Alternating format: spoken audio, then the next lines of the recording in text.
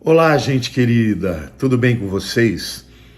Eu vou começar o vídeo de hoje lendo Provérbios 28, versículo 1, que diz assim: Fogem os perversos, sem que ninguém os persiga, mas o justo é intrépido como leão. Olha, esta palavra perverso, no hebraico significa o indivíduo que está cometendo um erro, um indivíduo que está cometendo uma injustiça, mas também significa alguém que está se sentindo culpado por ter cometido alguma coisa que o condena. No vídeo de hoje, eu vou falar sobre como se mover da culpa para o arrependimento. Porque a verdade é que a culpa é como um ácido que corrói a nossa alma. É como uma montanha que se interpõe ao arrependimento, né? E que impede que a gente encontre a solução para a culpa. Nós convivemos nesse mundo pecaminoso com as tentações, com erros, com acertos, mas sempre, não tenho dúvida disso, sempre haverá o acusador, o diabo, aquele que, segundo a palavra, nos acusa de dia e de noite. E por causa disso, muitas pessoas deixam de expressar o seu potencial, deixam de viver uma vida de paz, de alegria, de liberdade, de felicidade, porque estão o tempo todo lidando com a culpa. Olha, se a gente pudesse ler o pensamento das pessoas, a gente ia ficar muito surpreso por descobrir quanta gente lida com a culpa diariamente. Então hoje nós vamos falar sobre 3 tipos de culpa e esse estudo vai ser muito importante para você poder lidar com as acusações do inimigo e aquilo que é de fato uma culpa real. Mas antes eu quero pedir a você que ainda não se inscreveu no meu canal, que se inscreva, se já é inscrito, que curta, que compartilhe, que comente, porque esse é um vídeo muito importante. Afinal de contas, todos nós muitas vezes temos que lidar com a culpa, até porque vivemos num mundo caído, né, decaído, e certamente nós cometemos erros também. Eu vou dar alguns exemplos de pensamentos que muitas vezes são repetitivos na vida das pessoas, gerando uma culpa endógena, gerando uma culpa que a pessoa não consegue se livrar dela. Por exemplo, aquela garota que ficou grávida sem estar casada, tem medo de contar aos pais. É o marido que está vivendo em adultério e tem medo de ser pego. É o jovem que luta com uma atração por um outro jovem do mesmo sexo. É o funcionário que está enrolando o trabalho, às vezes vendo e-mails, né, vendo coisas na internet e tem medo também de ser flagrado pelo seu chefe. É o indivíduo que está obeso e sente culpa por não conseguir emagrecer. E a lista poderia continuar indefinidamente. Existem muitas razões por que as pessoas sentem culpa, gente. A verdade é que a culpa é um sentimento horroroso que nos consome por dentro e nos impede de viver em paz. Mas hoje, gente, eu quero pensar na culpa como essa montanha que eu falei, que bloqueia o nosso caminho para a felicidade, para a paz, que é o arrependimento. Então, no vídeo de hoje, eu quero falar para vocês sobre 3 tipos de culpas e também como nós podemos nos livrar dela e caminhar em direção ao arrependimento.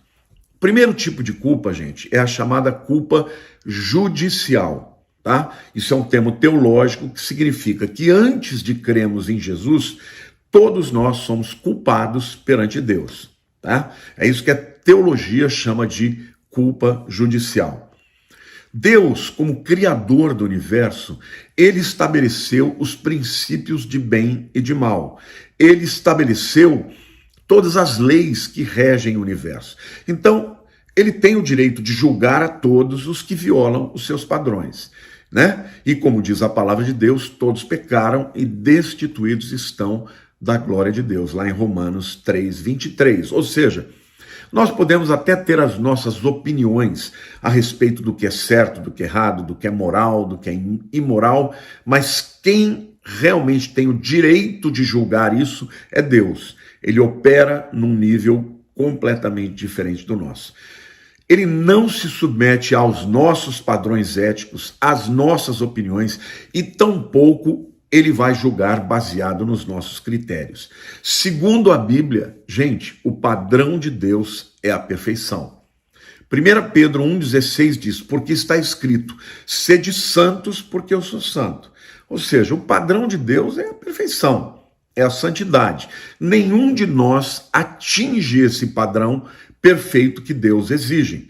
Romanos 3,23, todos pecaram e carecem da glória de Deus.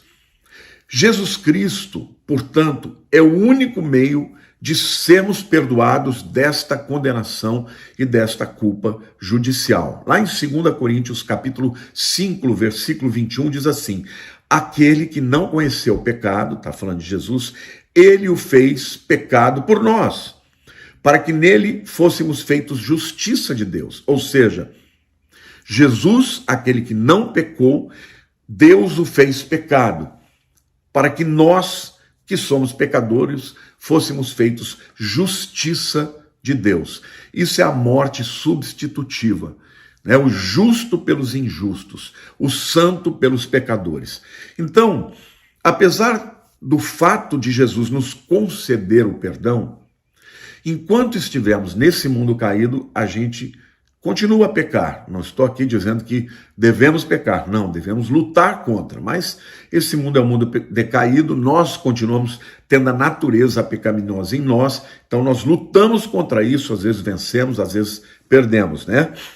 Mas vem o segundo tipo de culpa também, que todos nós temos que lidar, que é a culpa ética. A Bíblia nos diz que o Espírito Santo é quem nos convence do pecado. Lá em João 16, versículo 8, diz assim, quando ele vier, convencerá o mundo do pecado, da justiça e do juízo. Então, a primeira, a culpa judicial, diz respeito ao estado pecaminoso que toda a humanidade está, quando ele está sem Jesus como seu único e suficiente Salvador, não é isso? Então, no momento que alguém aceita Jesus, ele se torna justiça, né? Ele recebe a justiça de Deus, de Cristo, e passa para Jesus os seus pecados. Esse processo chama de justificação. Na verdade, é um ato declaratório de Deus imediato quando o indivíduo nasce de novo, quando ele crê em Jesus como seu único e suficiente Salvador. Mas a segunda culpa, que é a culpa ética, gente, é aquela culpa que vem mesmo para o crente que já foi salvo, que já foi justificado, quando ele desvia da vontade de Deus. A palavra de Deus diz que o pecado é a transgressão da lei. Então, o Espírito Santo que habita em nós, ele nos convence quando nós erramos, quando nós pecamos, né? Então, toda vez que nós transgredimos a lei de Deus, a palavra de Deus, aí, então, nós pecamos. E esse pecado e essa culpa é genuína, ela é gerada pelo Espírito Santo, né? A palavra de Deus diz que é o Espírito Santo quem nos convence, né? Do pecado, da justiça e do juízo. Gente, mas tem um terceiro tipo de culpa, que é a culpa falsa, que é resultado do quê? Da quebra dos padrões humanos, da cultura, do meio que você vive, tá? Essa culpa, ela não é real, tá? Ela não é real, você não deveria sentir essa culpa, até porque o padrão que está te levando à culpa não vem de Deus. Então, eu vou dar dois exemplos aqui de uma culpa circunstancial ou de uma culpa falsa. Por exemplo, o perfeccionista, ele sente culpa o tempo inteiro, porque por mais que ele tente alcançar o padrão de perfeição que ele exige, ele nunca consegue. Então ele sempre se acha feio, porque ele não chegou à perfeição da beleza, ele se acha incapaz, porque tudo que ele faz não é perfeito. Pode até ser muito bom, mas não é perfeito. Então ele está sempre achando que ele não atingiu o padrão, ele não celebra as conquistas que ele tem, ele não celebra os progressos que ele faz. Por quê? Porque o padrão dele é a perfeição. É muito duro, viu, gente? Viver debaixo desse perfeccionismo é terrível, tá? Agora, indivíduos muitas vezes que não se encaixam no padrão exigido pela sociedade, eles sentem esse tipo de culpa. Uma culpa falsa, porque na verdade ela não é uma exigência de Deus, ele não está se desviando do padrão de Deus, ele está, na verdade, se desviando do padrão que a sociedade exige. Agora, como lidar com a culpa, gente? eu vou falar de dois comportamentos muito comuns para a culpa, como as pessoas lidam com a culpa. E esses dois comportamentos, essas duas respostas à culpa estão lá encontradas no Salmo 32, versículos 3 e 4. Enquanto eu calei os meus pecados, envelheceram os meus ossos pelos meus constantes gemidos todo dia.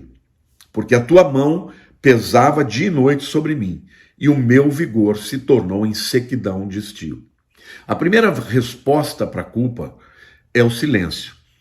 É o indivíduo que está em pecado, mas ele não faz nada com isso. Ele se consome pela culpa, ele sabe que ele está errado, porém ele não faz nada para mudar isso. É como Davi, por exemplo, que adulterou, né, com Betseba, a mulher de Urias, e aquilo acabou consumindo a ele. Por quê? Porque a Betseba ficou grávida e ele teve que mandar, porque quando aparecesse a gravidez dela, ia ser apedrejada pela lei, né? Então, ele teve que chegar a uma decisão muito difícil, mandou Urias, o marido, para a frente do campo de batalha e deu ordem para que ninguém o defendesse, para que ele morresse ali na luta com os inimigos. Por quê? Porque em seguida Davi vai e se casa com ela, e o filho de Davi com Betseba pode parecer que é filho dele depois que eles se casaram, e na verdade foi antes, né? Foi um adultério. Mas esse filho nasceu e morreu, e Davi, durante todo aquele período, deve ter sentido muita culpa. E ele diz: enquanto eu calei os meus pecados, ele estava em silêncio, né? E ele começou a ter respostas no corpo físico por conta desse problema de alma, né? Envelhecer os meus ossos pelos meus constantes gemidos todo dia, porque a tua mão pesava dia e noite sobre mim, e o meu vigor se tornou em sequidão de estio. O indivíduo que está debaixo de culpa, gente, ele está o tempo inteiro, né, mal fisicamente, mal emocionalmente. Por quê? Porque aquela culpa o acusa e ele não faz nada para mudar isso.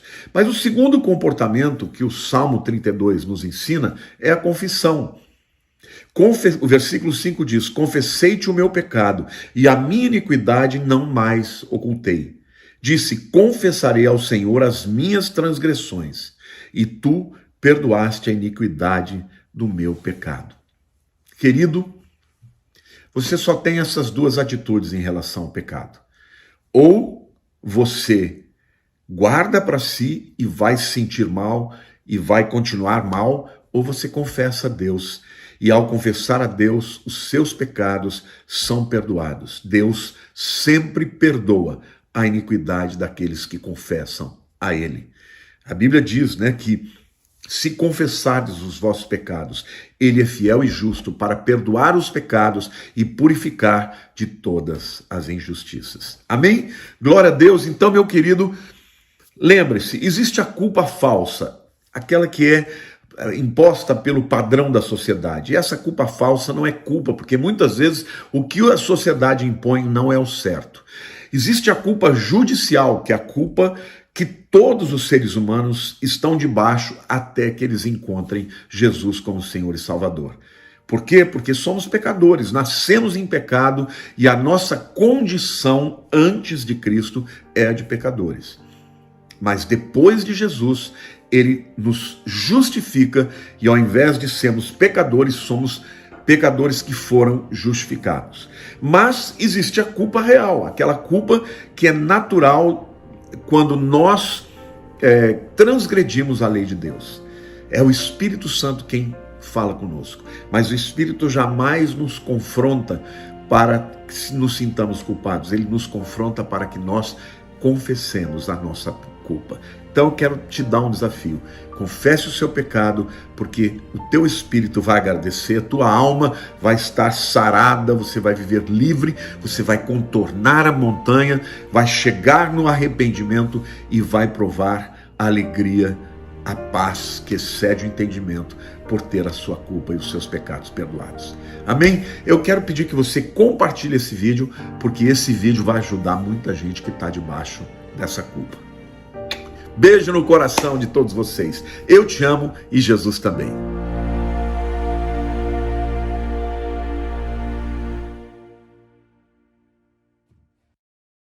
Se se você se sentiu edificado por esse conteúdo, eu quero convidá-lo a ir mais fundo. De 16 a 27 de janeiro, eu e a minha esposa realizaremos uma campanha de oração para consagrar as primícias de 2023 ao Senhor. Durante 2 semanas, vamos reunir milhares de irmãos de todo o Brasil e descobrir juntos qual é a vontade de Deus para o próximo ano. Para participar da campanha 2023, Meus Planos à Luz da Palavra, é muito simples. Basta clicar agora no link que está na descrição desse vídeo e cadastrar o seu nome, o seu e-mail e o seu número de WhatsApp, para que eu possa enviar a você os links de acesso a cada um dos dias da campanha. Que Deus lhe abençoe e até lá.